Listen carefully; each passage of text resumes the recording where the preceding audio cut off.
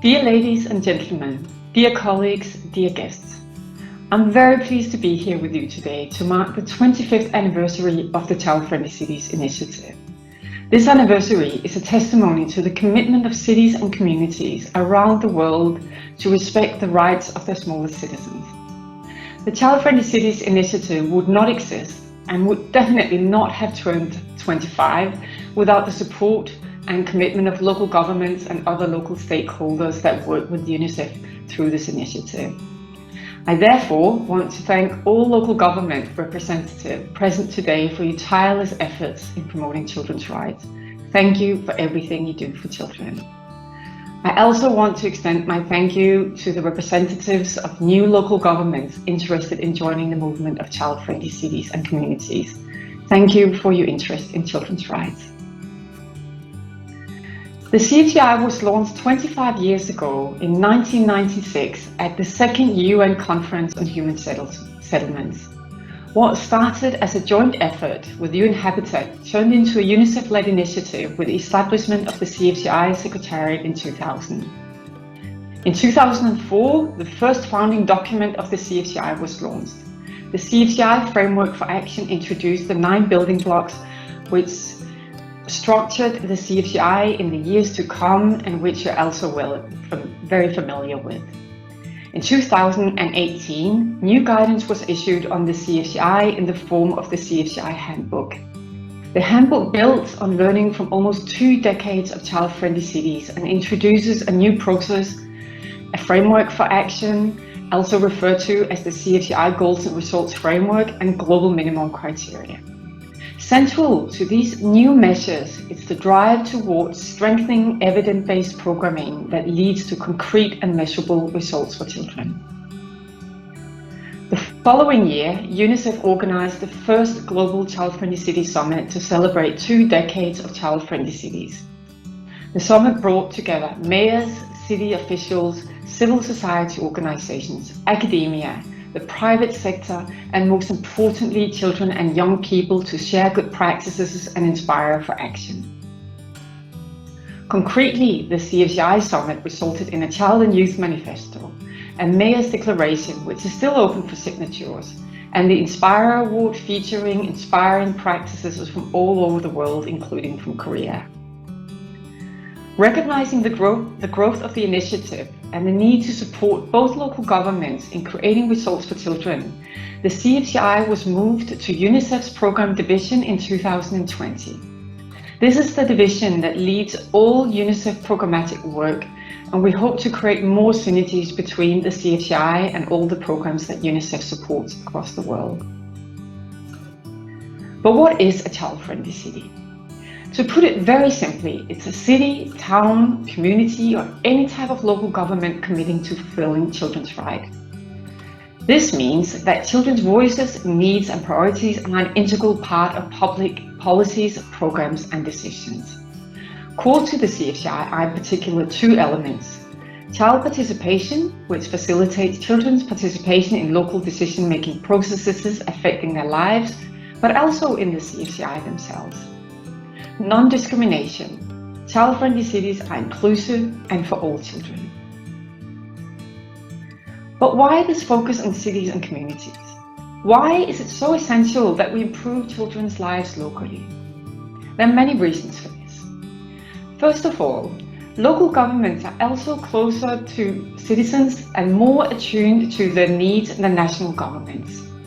That is why they're better placed to identify solutions together with children, families, and other stakeholders. National and regional governments do of course play a key role in improving children's lives, and we encourage all levels of governments to work together towards this goal. We have seen examples of this in many countries such as Spain, Germany, Iceland, where the central government play an important role in supporting the CFCI nationally. However, many of the decisions impacting the daily lives of children and their families are made locally, including when it comes to social services. Secondly, local governments are better placed to create platforms for different actors to come together. Thirdly, mayors are increasingly becoming drivers of change globally and locally. we experience mayors that have demonstrated exceptional commitments to children locally and great interest in learning from peer mayors globally. Together, mayors around the world help UNICEF define a better future for children. Finally, the CFCI is by nature a very localized program. It is based on the assumption that each local government are faced with unique challenges, but also faced with unique opportunities and solutions. This is why each CFCI, while respecting global minimum standards, are tailored to the specific situation of children and the local government structures that are characteristic to that local setting. So, after 25 years of child-friendly cities, where are we today? In the past years, we have experienced an incredible growth in the CFCI. Today, the initiative is engaging more than 4,600 cities in 48 countries across the globe. More than 1,000 additional cities and 11 additional countries are in the pipeline of engaging with UNICEF. These numbers demonstrate an incredible and growing commitment to improve the lives and well-being of children globally and locally. The massive growth of the initiative is also a testimony to the applicability of the CFCI approach in all kinds of contexts. Big metropolitan areas, medium and smaller sized cities and communities, and also rural areas. Korea is among the countries where we have seen the CFCI grow impressively in the past years. To date, almost 4 million children live in one of the 54 CFCIs in Korea. Together, these cities invest more than $13 billion in cities' rights and well-being. Thanks to the efforts of Korean cities, children have opportunities to be heard in decision-making processes. Children and adults alike are more aware of their rights. More than 50 additional cities are already planning to join this movement by committing to become more child-friendly. It is truly inspiring to see such commitment to child rights among local governments in Korea. I hope you will continue being part of the CFCI movement for the next 25 years. We have learned a lot from the past 25 years of implementing the CFCI. We have learned what an incredible difference we can make together. But we have also learned that we need to better demonstrate the results we achieve for children. To this end, we have developed a new goals and results framework which serves to turn the Convention on the Rights of the Child into actionable results for children and young people. You might also have seen what we call the 9 building blocks for the CFCI. These are still very much core to the program and reflected within this goals and results framework. And you will also recognize them in the implementing strategies and the new CFCI program cycle that I will present in a minute. As for the framework, it focuses on 5 different goal areas. The right to be valued, respected and treated fairly. The right to be heard, that is child participation. The right to essential social services. The right to be safe. And the right to family life, play and leisure. The new framework preserves the adaptability and flexibility of the program to fit different contexts and governance structures, while at the same time establishing minimum standards that allow us all to move in the same direction and ensure that the CFCI creates real change in the lives of children. Alongside the goals and results framework, we have also established 3 minimum criteria for recognition. The first criteria focus on data and evidence. This means that through the CFCI cycle, the focus is on identifying children's needs and making informed changes based on evidence. An important feature is also the focus on an independent evaluation of the results at the end of the CFCI cycle. This is something we all are working on together, and all of this is with the end goal of learning more from the work that we do and continuing improving the Child-Friendly Cities initiative. The second criteria seeks to ensure that children and young people are heard in all matters affecting their lives. Child participation continues to be a cornerstone of the CFCI. It is both a result area and a minimum criterion for the recognition. Children should participate at all stages of the CFCI through a variety of different mechanisms. All children, regardless of age or ability, should have the opportunity to participate. Finally, the CFCI is about reaching the most vulnerable children. This is not always easy. It requires concerted efforts from the local government to address different barriers that children may face, for example, when it comes to accessing services.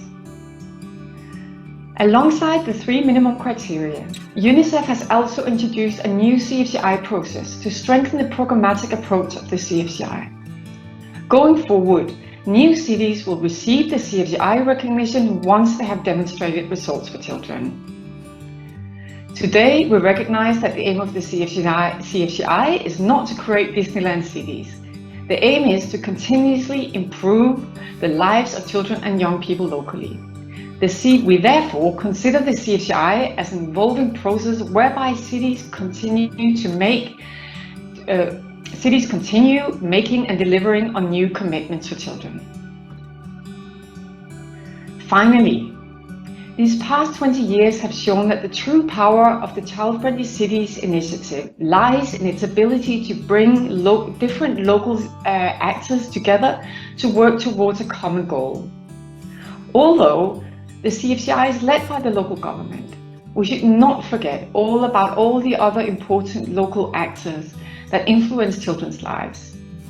These include academia, civil society, business, schools, parents, and most of all, of course, children themselves. So what's next?